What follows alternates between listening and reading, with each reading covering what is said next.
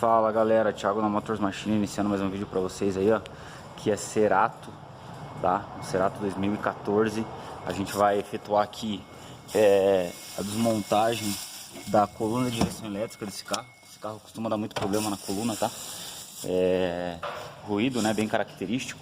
Então a gente vai efetuar a desmontagem, ajuste, lubrificação. A gente vai mostrar o passo a passo pra vocês aí, tá bom?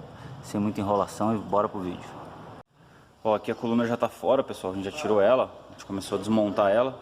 Já deu pra perceber que a bucha aqui de dentro, ó, tá totalmente danificada, esbugalhada. A gente vai retirar essa bucha, vai desmontar a coluna, tá? A gente vai entrar com essa graxa especial aqui, ó, Rocol, uma graxa muito boa. Acabamos de desmontar a coluna inteira aí, ó, tá inteirinha desmontada. Tiramos a bucha ali, ó, agora dá pra ter uma noção melhor de como ela se encontrava, né? Ela vai aqui no eixo do motor elétrico aqui.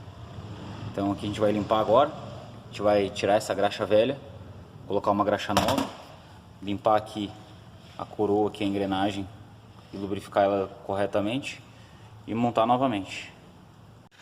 Aí pessoal, a coluna já está montada novamente, né? A gente trocou a buchinha aqui, ó, lubrificou ela com essa graxa especial, Rocol, e agora é só montar de novo no lugar, fazer a calibração e testar o carro. Então tá aí galera, veículo finalizado, né?